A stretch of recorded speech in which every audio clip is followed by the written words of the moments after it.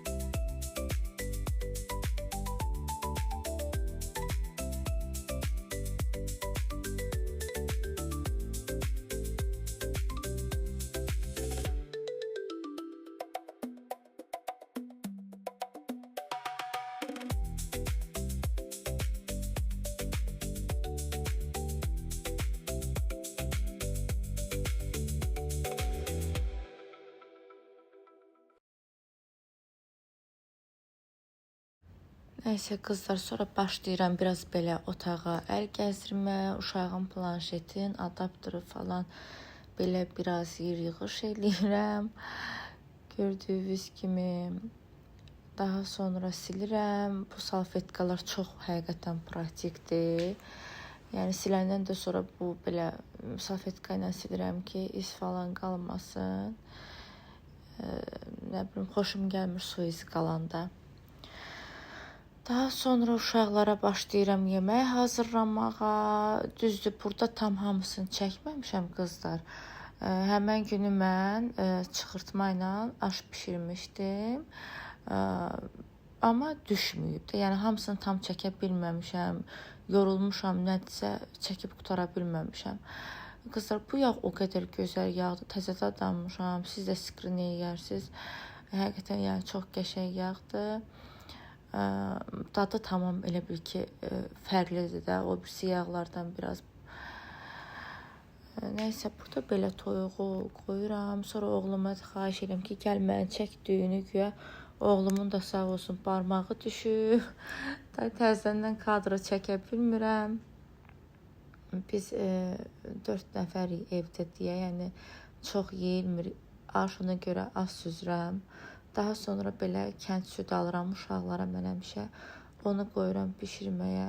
Yəni yumurtadır, süddür, şordur, pendirdir. Bunları həmişə çalışıram ki, kənd məhsulları verim. Onsuz da uşaqlar o qədər zirzibili yeyirlər ki, ona görə çalışıram ki, heç olmasa bu şeyləri biraz onlara, biraz da olsa sağlam verməyə çalışım. Doğal verməyə çalışım. Burada da belə bağlayıram ağzın, amma çox heyif ki, arxasını çəkməmişəm. Daha sonra göyərtləri belə ayırtıram, qəşəng yuyuram həmişə. Sonra qoyuram dəsmalın üzərinə qurusun. Burada da düzdür, indi yayda göyərti yeyilmir. Bunu yufqa üçün almışdım, düzmüşdüm. Belə, onu da çəkməmişəm, çox təəssüf ki. Daha sonra uşaqların gözü telefonu, planşetə baxmaqdan yorulur deyənə həmişə çalışıram 1-2 saat düşüm həyətdə gəzdirim, gətirim və budur, axşamdır, paltarlarımı asıram.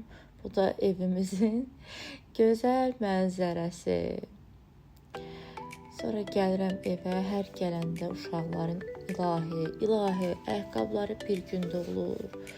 Bilmirəm, siz də beləsiz yoxsa yox, içinə qədər mən məcbur təmizləməli oluram. Hər gün bu proses davam edir. Hələ bir maçalka da ayırmışam onlar üçün. Baxın, belə təmizləyirəm, için, çölün, hər yerin qoyuram qurusun ki, hələ qıza da gedib elə gözəl ağ rəng seçmişəm ki, çox səliqəlidir də bu qız. Nəysə, bunun belə ayaqqabılarını yuyuram. Sonra qoyuram quruyur. Səhər gül kimi olur ki, yenirlər.